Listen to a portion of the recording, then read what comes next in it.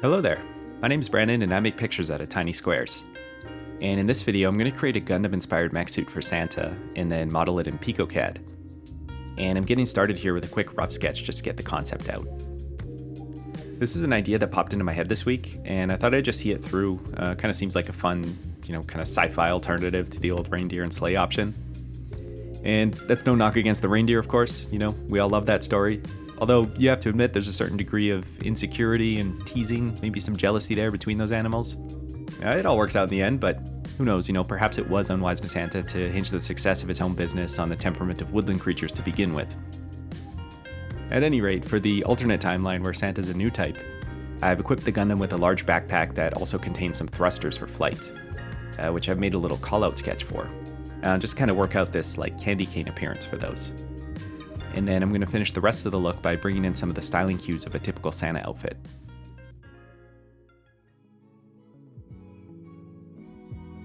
To get started with the modeling, I'm going to build the chest piece first, since it's going to be the point of attachment for all the other pieces. I've started from a single cube and I continue to bulk things up by extruding faces on certain sides to give me more mesh to work with. In fact, this is pretty much the workflow I've used for each individual item in this build. In picoCAD, you've really got to plan things out carefully because it's pretty easy to get carried away with individual items, and then before you know it, you'll hit your project file size limit sooner than you'd like. And I feel like I'm still kind of continuing to hone in on the most streamlined approach, but my plan for this project was actually to create each body part as its own object, rather than trying to chain them all from the same origin piece. So for the entire mech, that's actually only 6 individual pieces altogether. And then, provided I still have room in the project after that, I'll continue to add more and more sculpted details to those parts. I'm also doing all this modeling without switching over to the texture mapping to do any of that in the meantime, which normally if you're doing something where you end up duplicating and reusing entire pieces, like for an arm or legs or something like that, it is best to actually do that UV mapping first. That way, when you duplicate that piece, all of that artwork will carry over to the duplicate as well. However, like I said in this piece, I just did all this modeling up front because mostly I was concerned about what kind of detail of sculpt I'd be able to achieve. This is going to leave the mapping stage requiring a little bit more effort than it could have, in that I'll have to assign every face one by one, even for those duplicate parts. But for the time being, it is nice just to focus on the modeling anyway. It's kind of my favorite part of the entire thing, to be honest. So at this point, most of the suit is in place, and you can see that I've still got a bit of room left in the project file. Which is great because I still wanted to add those candy cane flight thrusters on the pack. Which again I've done here by extruding from the existing faces just so that they're a light addition. In order to buy myself a bit more room so that the file doesn't get maxed out, I reviewed a lot of the pieces here and deleted faces from certain areas that won't be seen anyway, like where the head connects to the body or where the top of the legs connect to the body. Things like this that don't need artwork can be deleted and then you gain a bit more room back for your file.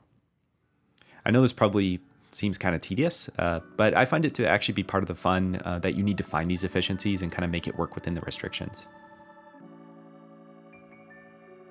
If we pop this model over into texture view, you can see that the default artwork assignment for pieces built from the cubes are coming from that spot with the stock green checkerboard pattern, and ones that were built from a cylinder are assigned on the white and gray checkerboard. So to quickly kind of fill these in with my sort of main colors that I want, I'm starting my own artwork file by placing the dominant colors of my design in those exact positions. And then when I import my texture file, we'll at least get most of the default color assignment kind of in the neighborhood of what I'm looking for. Of course, there's still a lot of customizing to do for the texture because I need to make designs for all the individual panels. And then there's also the standout details like the face and the backpack and all that. I'm leaving a lot of room around the panels because I figured it'd give me some insurance if I needed to go back and edit or extend the design for any of those pieces.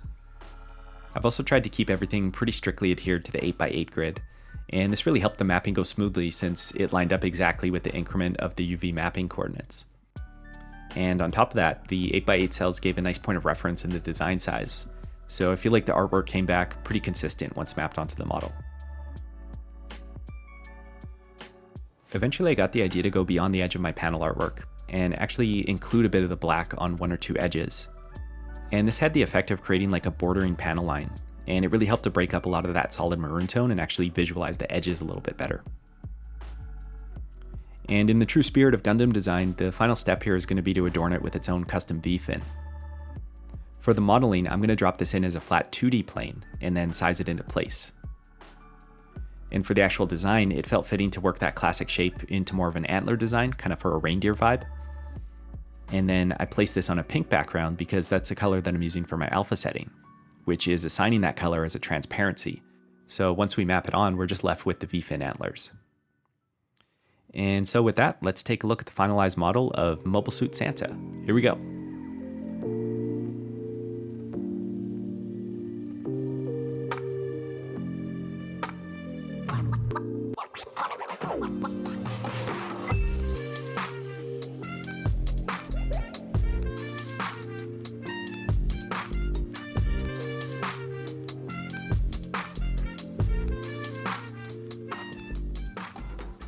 Alright, and as you can see with the remaining space that I had in my file, I've added in a few more planes so that we could have a little Santa and some trees along the bottom, just to allow for a sense of scale there. That Santa one is actually two planes that are laying perpendicular to one another, so it's kind of like one of those like cardboard decorations that fits together, and this helps it like kind of always show up on screen rather than rotating through that angle where it's like paper thin and kind of disappears for a second. And we'll go ahead and close out with some CRT time. So I hope you enjoyed the build, and thank you for watching, and take care and keep it square, and happy holidays.